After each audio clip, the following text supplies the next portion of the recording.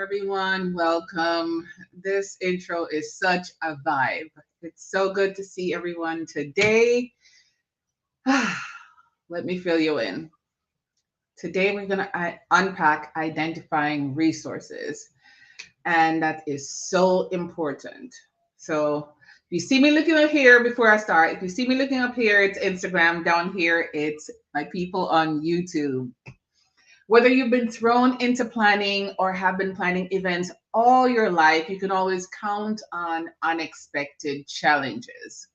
Events, no matter how well they're scripted, how well you've planned them out, how many checklists you have, let me tell you, there's always some kind of challenge with it. And it's important to have a comprehensive game plan in place for every scenario. Hey, beautiful Mrs. Samuels. Is that Gwen? Is that the beautiful Gwen? So that way you can adapt and be flexible when you encounter a hiccup. You simply couldn't see coming. As a planner, I have that extra eye, that special eye to be able to see things. So if you don't have that eye, you're in the right place today. The series is called The Biggest Event Planning Mistakes and Their Solutions. And every morning, I share a challenge and the solution. So today we're going to be talking about identifying resources. My name is Melody Dixon, and I'm the CEO and founder of Pro Event Planners, curators of eco-focused events.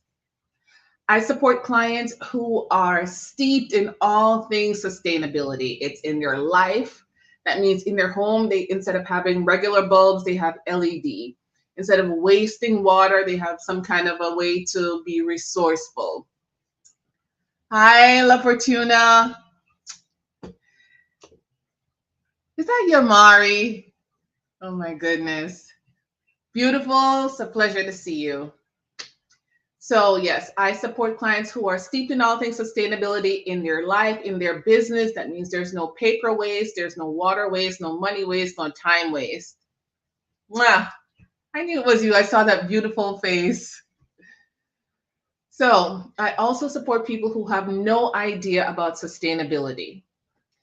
So, but they have an idea that, you know, they're seeing extra money going to paper or increasing spending going to buying paper products or plastic bottle products. And they're thinking, there's got to be something that I can do in my life and in my business and in my events.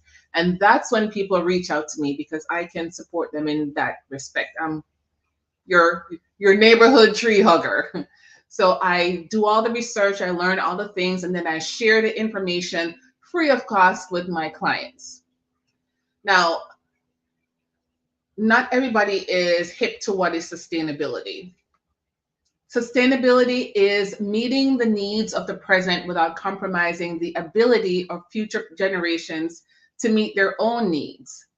I like to explain it in melody speak as if like God is expansive, right? Created the world, created different kinds of butterflies and flowers and all the things, and certain butterflies are only attracted to certain flowers.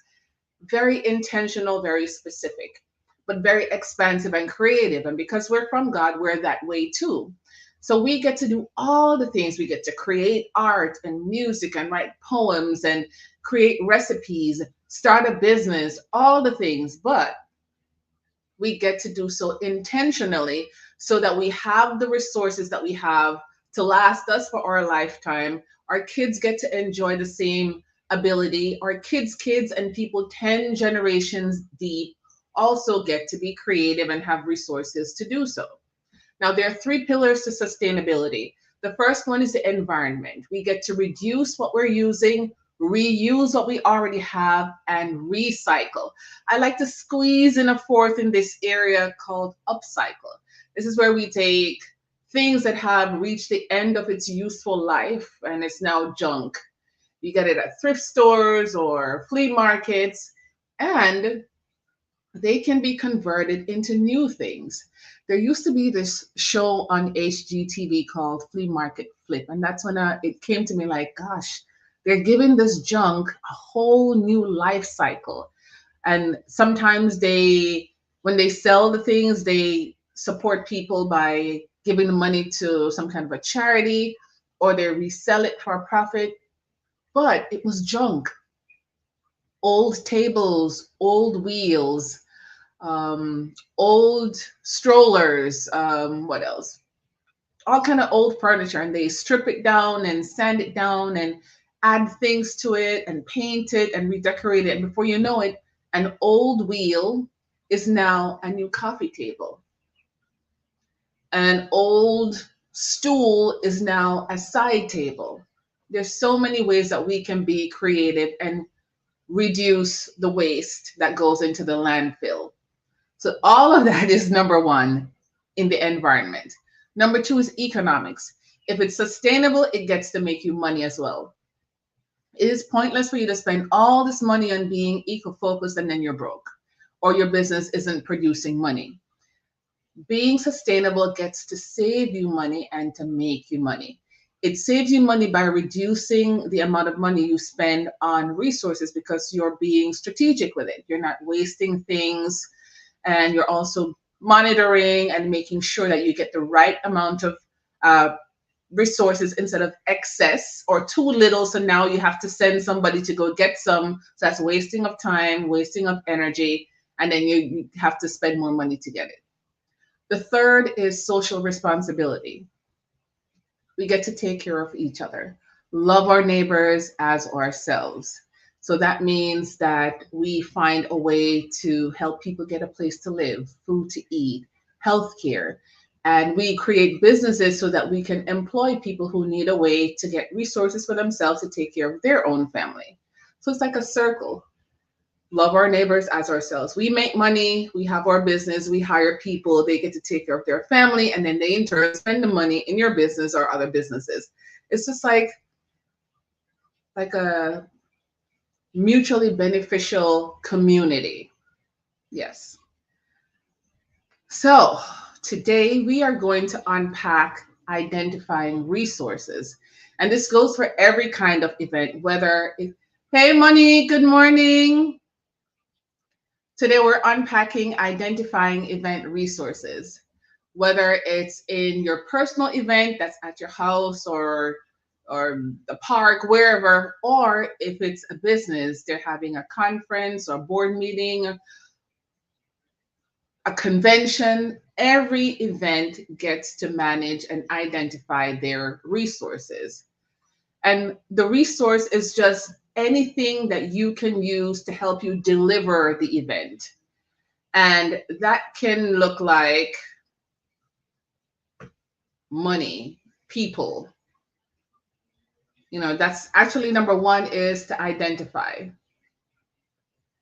your resources. And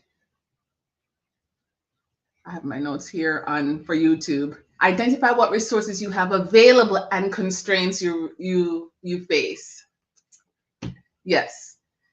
Resources can look like staff, equipment, venues, suppliers, your partners, and time. Constraints can look like contracts. What's preventing you from moving forward with the event? Regulations. What does the city say about permits? If you live in a gated community, then homeowners association, what's their deal? What are their rules and regulations that you have to follow? What are the fines? You know, so once you identify those, you are ahead of the game. Instead of just being blind and going through the event and not being mindful, then you may end up with a big bill at the end for some things that you didn't plan for. The second thing is to prioritize and allocate your resources. So if for a corporate event, the owner of the business says, what's important to me is to get a really good keynote speaker and make sure that the audio visual is on point, because the speaker is what's going to draw his target market to his event. Maybe he's charging a fee for the talk. Elizabeth, hey, welcome, beautiful. Today we're talking about identifying resources for events. So the first tip was to figure out what your constraints are. Like if there's a permit that the city needs you to fill out, if you have contract restraints. Resources could be your staff, your equipment, your venue, your suppliers, your partners, and time. Number two is to prioritize and allocate your resources. And that's where we are right now. So you're all caught up. Prioritize. So if the corporate client says keynote speaker is number one, and then the right audiovisual is number two, then the majority of the money that they give you would go to those two things. Somebody who isn't able to listen very well to your client may decide, okay, a corporate event, there's lots of food and all the things. Let's throw half the budget into a giant buffet spread. And then they get a keynote speaker that doesn't have a huge following, that doesn't pull a large crowd to the event, and then ticket sales fall. And ticket sales is how the company makes revenue and also grows their email list so that they can keep marketing to these people. Then you're going to have a very angry client. So for sure, prioritize what the resource goals are, and you get that by talking with your client. Or if you're your own client or you're doing your house party, then what's important to you? If you're doing a in-home event, most people think that good food and good music is priority over decorations. Or you may decide that decorations and entertainment is better than the food and the drinks. Whatever you decide your priorities are, that's where you spend most of the money. Because if you do in your mind, and all is mind, in your mind, if you feel that that's the important thing, and when you look at your event, you're seeing that that area is lacking, then you're going to feel like the event wasn't a success. So you define what's important, and you prioritize the budget based on that. Number two is to communicate and collaborate with your team. No man is an island. I have a team, companies have teams, and unless you have like octopus arms, you can't do everything yourself. So once you define the constraints of the resources, you prioritize, and you communicate to your team. And for events, your team is your event staff and your vendors. I have vendors, let me tell you, that are committed to their own business. And it makes sense for them to give excellent service because as a planner, I have multiple events and they want to grow their business. So it's like a very mutually beneficial relationship. If they do a bad job, then I'm not going to hire them ever again. So they make sure they do their best. And those are the people you want on your team. Once you find those vendors, you have a list for them and you always go to them. Not only are you confident in what they're able to do, you build a relationship. So you can say, well, this client has this budget for this thing. Can you squeeze it into, can you give a discount, or do you have an equitable recommendation for an alternative? They may not be able to afford arriving at the event in a helicopter, but they may be able to afford a nice limo, and they can recommend different things based on what the money is. But they'll do so not in a, how dare you reach out to my helicopter, my transportation business, and want a helicopter for $200. So they will speak to you and maybe work something out, So relationship with your vendors. Venues are a good part of your team as well because it's everything. You want to find the right venue in the right location for the right price. And you also want a venue where the vendor is able to keep the place looking well so that when your client walks in, they don't walk into a dump that fits their budget, but it looks like a dump. So you want a good mix. You want people who care about their business. So those are my three top tips for identifying resources. What are the constraints you face? What resources you have to work with? And prioritize it. This is for my YouTube people. Prioritize, communicate, and collaborate. Let me tell you a story. So I had an event and I was it was an unusual setup and I wanted the table to look very full with flowers. And I got the measurements and I wasn't sure what containers the florist would use. So I sent her pictures. Together we looked online and looked at the dimensions. And she's like, okay, this is the dimensions of the table. It's an unusual table. And we're going to need this kind of container, these kind of flowers that will look this kind of way. And they're using their expertise to support me. Client was super, super happy. And I've given her so much business after that because she went above and beyond. She could have said, well, it's going to cost you XYZ. Instead of explaining to me and working things out and measuring and giving me ideas, and because I'm not a florist, I mean I can make arrangements, but the depth that she went into, like these are the flowers that are in season at this time. These are the flowers, the types of flowers, or the names of the flowers that would be in the color palette. And this is the look that exemplifies the theme that you're going for. That means that that person is steeped in all the knowledge. So definitely team is everything. Now, all these things are a lot. You're a busy person, you're working your business, you're taking care of your kids, you're living your life. You don't have time to be analyzing and identifying and listing out on all the things that a corporate event planner would do or an event planner. Well, you get to have my support on that. For Instagram, the link is in the bio. For YouTube, the link is in the description of this live. It goes to my website and goes to my pro event package. This is where we sit and talk about your vision for your event, and we discuss what your budget is, and I take those two things and hit the ground running.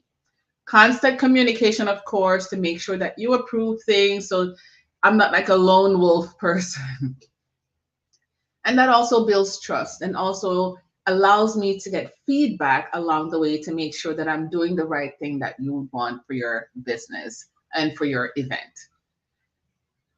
Then you get to sit back and have it done for you. And that's a nickname I give this package, the hashtag hire it done. You don't have to think about it after that. Just sit back and show up at your event and have a fantastic time. All right. If you have any questions regarding setting up a corporate event, setting up a social event, let's connect. My name is Melody Dixon, CEO and founder of Pro Event Planners, curators of eco-focused events. My email address is info@my Pro Event Planners.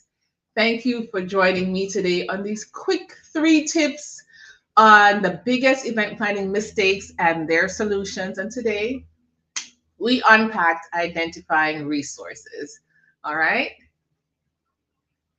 Gwen, thank you for joining. Yamari, beautiful. Monique, Elizabeth, thank you so much for joining me. And I'll see you here tomorrow. All right. Take care and enjoy your day.